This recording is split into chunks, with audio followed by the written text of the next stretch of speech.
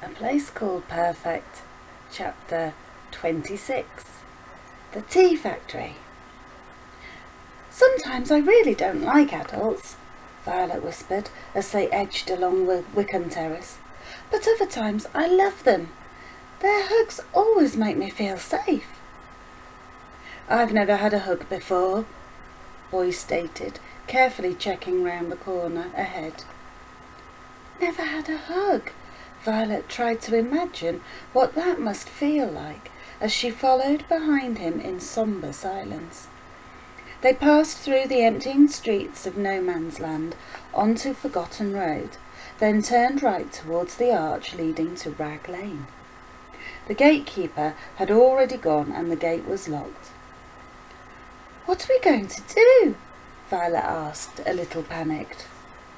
"What I always do," Boy smiled. Violet followed him back down onto Forgotten Road and turned right. The morning light made her nervous and she imagined every movement was a watcher on patrol. Boy disappeared into the doorway of a tall house up ahead. The front door hung loosely across the entrance on one hinge, and Violet had to duck underneath it to follow him inside. "Up here," he whispered. He was halfway up a rickety flight of stairs. Violet stepped round an old stool blocking the way. A mouse skirted by her foot and she jumped. The stairs were covered in a moth-eaten brown carpet and creaked with every step. When she reached the landing, Boy was nowhere to be seen. "Up here," he called again. She looked around.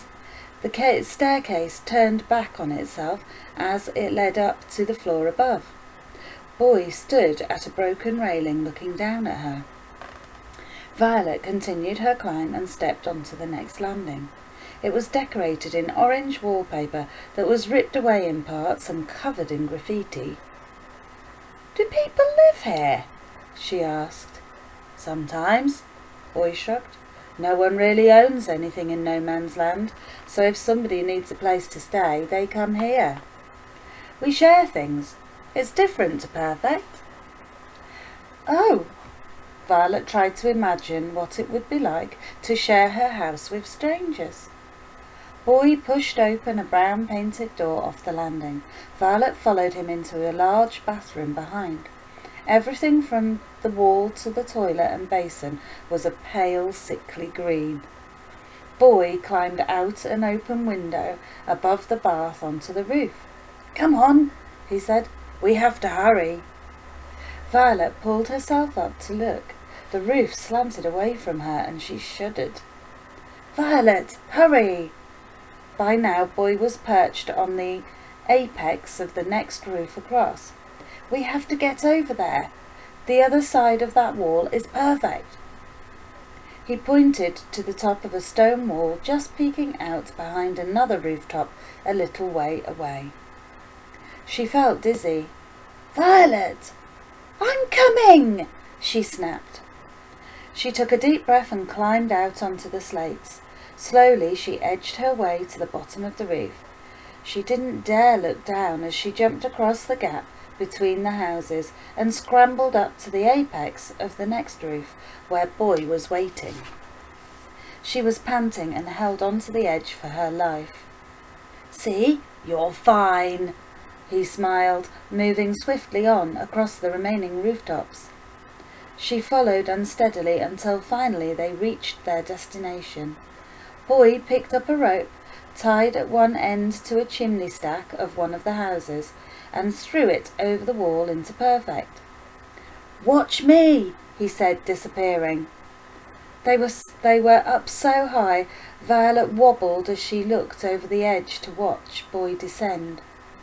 He held tight to the rope and leaned out over the street below, planting his feet firmly against the wall. Slowly he inched his way to the ground. "Your turn," he mouthed up on reaching the bottom. Violet took the rope. She was shaking. "Don't look down. Face in towards the wall," Boy whispered, his voice barely audible. She listened to his instructions and began to descend. She wasn't nervous now. Her mind was focused on survival.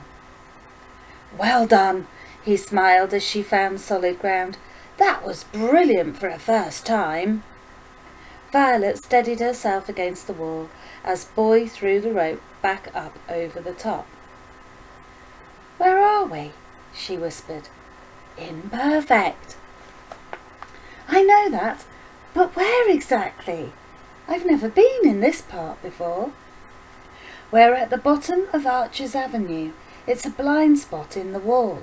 I've tried every section, and this is the only place the watchers can't see from the tower. It's how I sneak in and out." "I think I prefer the gate." "Don't be such a girl," Boy laughed. Violet elbowed him in the ribs. "Hey, what's that for?"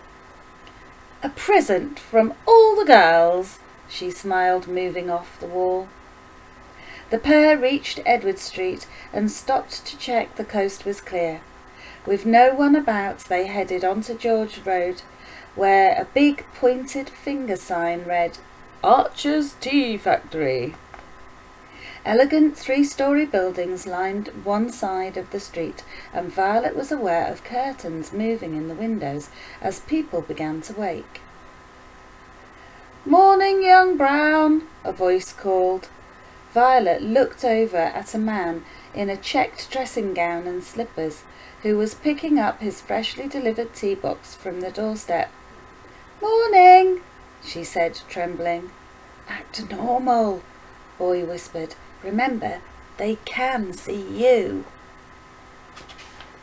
"I'm trying," Violet said through gritted teeth. "It's easy for you to say. You're invisible." Violet kept in the morning shadows as they walked along George's Road. When they finally reached a high grey stone wall on their left, Boy smiled. "We're here." There was an entrance ahead marked with the black iron gates. A trickle of people walked in under an arched sign spanning above the entrance which read, "Archer's Tea Factory." Violet and Boy stopped outside, looking in. "Are you okay, Violet?" a voice asked. Violet turned around, her heart pounding. A woman wearing a navy cap and a coverall that both sported the gold Archer's Tea logo stood looking at her. "Yes, I'm fine," Violet said politely, trying to think on her feet. "I'm just waiting for my class. We're going on a school tour to the factory." "Oh, wonderful," the woman smiled. "You'll love it. Maybe someday when you grow up you'll work here too and be the pride of Perfect. By the way, you're not wearing your glasses, dear." "Oh, Violet tried not to panic. She'd forgotten to bring her glasses. "They're broken. Mammy's getting them fixed today." "That's nice, dear," the woman said, patting Violet on the head before continuing through the gates to work. "We're lucky they don't question things imperfect," Boy laughed. "That was close," Violet sighed, looking around. "We need to get in before more people see me, Boy." "Well, come on then," he said. Straight ahead, through the gates, was a huge corrugated warehouse. Boy passed under the arched entrance and headed across the concrete yard towards it. Then he slipped into the warehouse through a large opening big enough for a truck. Violet followed, making sure no one had seen her. They were standing in a huge space filled at one end with wooden boxes marked with the Archer's Tea logo. Stacked at the other end of the warehouse were hundreds of weird-looking bales. Violet had seen straw and hay bales before on her cousin's farm, but they didn't look anything like these. She walked closer and pulled out some of the strange grass from one of the bales. It was a silvery colour, and when she waved it in the air, it reflected everything around, her included. "It must be the chameleon plant," she whispered. "It doesn't taste like anything you want. It looks like it too." "They must harvest it out of town and bring it here," Boy said. pointing to a tractor and trailer. "But where's the factory?" she asked. "This is just a warehouse." They spotted another large doorway just in front of the stacked tea boxes, crept across to it and peered outside. Straight across a yard was a long rectangular red brick building. It was much larger than the warehouse and looked more like a hotel than a factory. Steps in front of the main building led up to a white pillared entrance flanked by two enormous bronze statues of the Archer brothers in their famous bowler hats. Violet almost choked. The windows of the factory were fogged up inside, and smoke billowed from 6 chimneys that spanned the length of the roof. Above the entrance, right across the middle of the building, shiny gold letters spelled out, "Archer's Tea Factory." "Look, boy," Violet whispered. Walking out the entrance, laughing and joking, were 2 watchers. They took up sentry posts at the main door, either side of the statues. What are they doing?" she asked. "They must be on guard duty," Boy replied. "I didn't think we'd have watchers at the factory as well." "How are we going to get past them?" Suddenly, a loud beeping noise filled the air, and the yellow forklift rattled round the side of the factory, heading for the warehouse. "Hide, Violet!" Boiler hissed. They raced down towards the chameleon bales and hid behind the tractor trailer. The forklift entered the warehouse just where they had been standing moments before. The driver lowered the forks and moved forward towards the tea boxes. Violet watched as the forks slid under the stacks of boxes and lifted the whole lot straight up into the air. The loud beeping started again, and the forklift reversed outside with its cargo. Boy and Violet ran back to the entrance and watched the forklift disappear into the factory. "They're taking the boxes inside," Boy said. "They must be going to fill them up with tea leaves. If we hide in one each, we'll get in without anyone seeing us." "I'm not sure, Boy. What if they feel our weight?" "It's a forklift, Violet. It's easy, come on," he said as he climbed the stack next in line for collection. He opened the lid on one of the boxes. "There's loads of room. If we curl up, we'll fit in one each."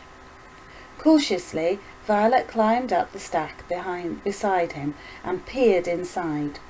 The box seemed small and cramped, and she imagined being locked in it forever, like a coffin or something. She hesitated. "Come on, Violet," Boy said, looking back out the door. "We have to hurry." Reluctantly, she climbed inside and pulled her legs up so her knees met her chin. She looked out at Boy, then watched as the world went dark. He banged the lid above to her, shutting it tight. "Wait for me to come get you," he said. She lay still and listened while Boy fiddled with the lid of his own box. After what seemed like an age, the beeping started again, growing louder as the forklift reached the warehouse. The machinery clinked as the fork was lowered, and there was a short bang when it hit the ground. The box shuddered. Violet's heart pounded in her chest, and she braced herself against the sides of the wood. All kinds of horrible thoughts raced through her mind as they began to move.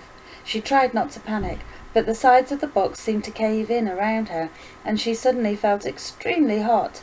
Sweat rolled off her forehead and dripped down her back. She felt faint, but she knew she mustn't lose control. She focused on her dad. She wouldn't let him down.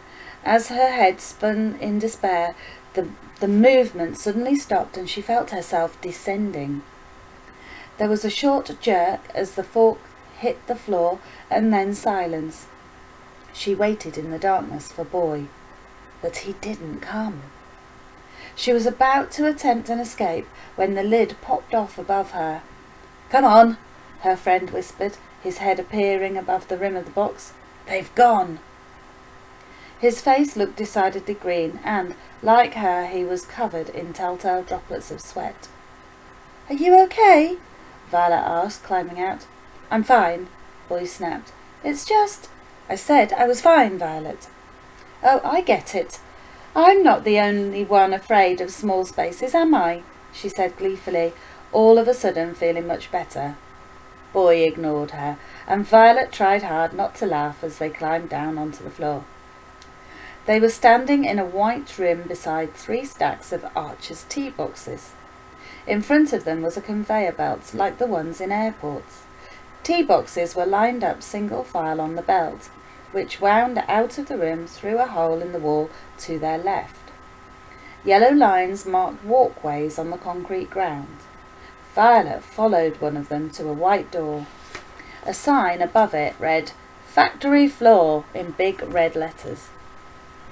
"Here, put these on," Boy said, handing her a navy coverall and hat, just like the ones the woman at the gate had worn.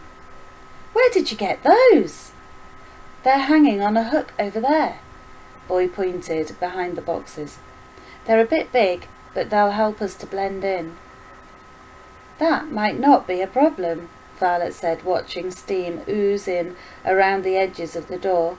"They'll never see us through all that." She was just rolling up the sleeves of her jacket when a deafening siren reverberated through the factory. Violet grabbed Boy's arm and pointed. The conveyor belt started to move, and the tea boxes on it were shunted one by one through the hole in the wall onto the factory floor. The place was full of noise. Beeps, whooshes and swooshes flew around them, and Violet couldn't hear a word Boy was saying. He pointed at the door. "We should go out there!" he roared, just as the noise stopped. Suddenly the room was deathly quiet but for the echo of his words. Petrified, Boy and Violet stood frozen stiff, waiting for someone to arrive. And that's the end of chapter 26.